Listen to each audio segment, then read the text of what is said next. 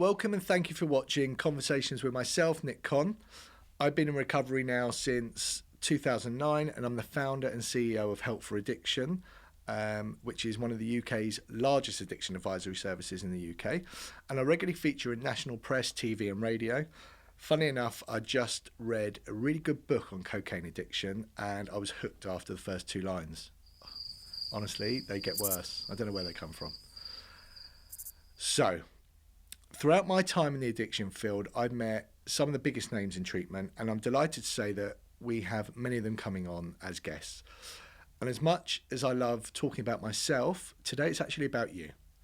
This show is effectively going to be the first social media rehab. Myself, along with some special guests, will be coming on and delivering psychoeducational workshops, effectively like you would get if you went into a rehab. So without further ado, I'd like to start episode 1 on the stages of relapse. Relapse is a process, it's not an event. And in order to understand relapse prevention, you have to understand the stages of relapse. Relapse starts weeks or even months before the event of a physical relapse. In this workshop, you'll learn how to use specific relapse prevention techniques for each stage of relapse.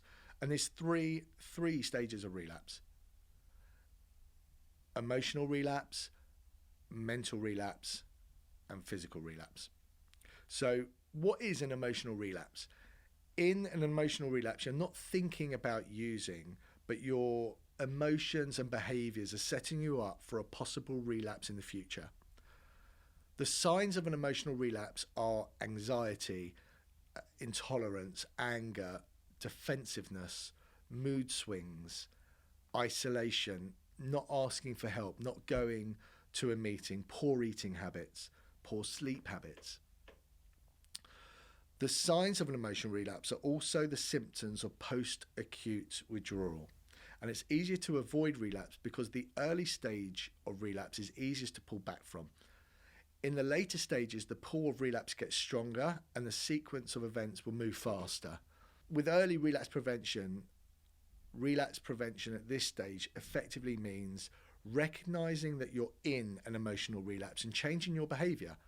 Recognize that you're isolating and remind yourself to ask for help. Recognize that you're anxious and practice relaxation techniques. Recognize that your sleep, your eating habits are slipping and practice self-care. If you don't change your behavior at this stage and you live too long in the stage of an emotional relapse, you'll literally become exhausted. You'll want to escape, which will move you into a mental relapse. Practice self-care. The most important thing you can do to prevent relapse at this stage is to take much better care of yourself. Think about why you use. Use drugs or alcohol to escape, relax, or reward yourself. Therefore, you relapse when you don't take care of yourself and create situations that are mentally and emotionally draining that make you want to escape. For example, if you don't take care of yourself and eat poorly or have poor sleep habits, you'll feel exhausted, you'll want to escape. If you don't let go of your resentments and fears through some form of relaxation, they will build up to the point where you'll feel uncomfortable in your own skin. If you don't ask for help, you'll feel isolated. If any of those situations continues for too long, you'll begin to think about using. But if you practice self-care, you can avoid those feelings from growing and avoid relapse. So we're now on to mental relapse. In a mental relapse, there's a war basically going on in your mind. Part of you wants to use, but part of you doesn't. In the early phase of mental relapse, you're just mildly thinking about using, but in the later phase, you're definitely thinking about using. The signs of a mental relapse are thinking about people, places and things people that you used with, glamorizing your past use, lying, hanging out with old friends, fantasizing about using, thinking about relapsing, planning your relapse around other people's schedules. It gets harder to make the right decisions as the pull of addiction gets stronger. Techniques for dealing with mental urges: play the tape through.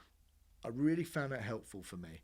When you think about using, the fantasy is that you'll be able to control your use, you're using this time. You'll just have one drink, but play that tape through.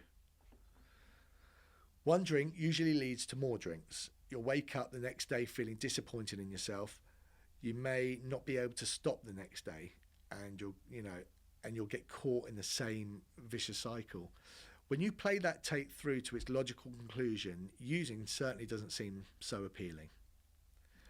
A common mental urge is that you can get away with using because no one will know if you relapse. Perhaps your spouse is away for the weekend or you're away on a trip.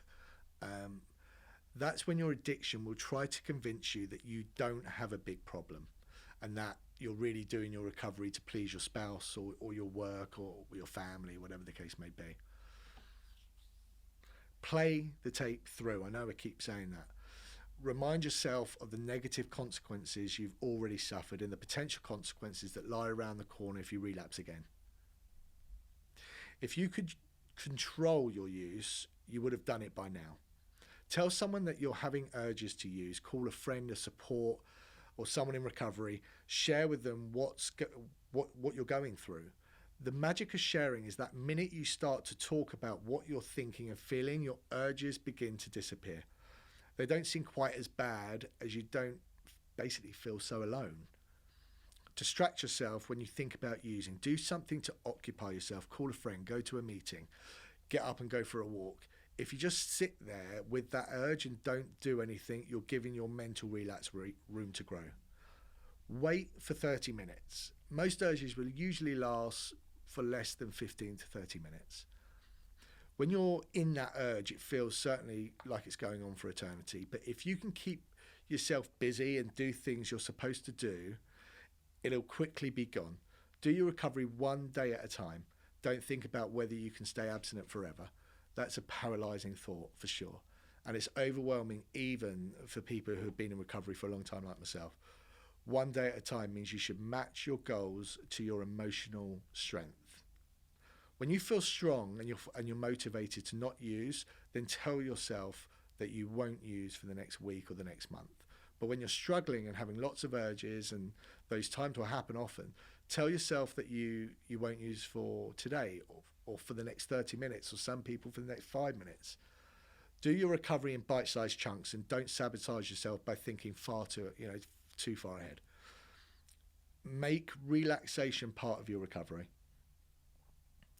Relaxation is an important part of relapse prevention because when you're tense, you tend to do what's familiar and what's wrong instead of what's new and right.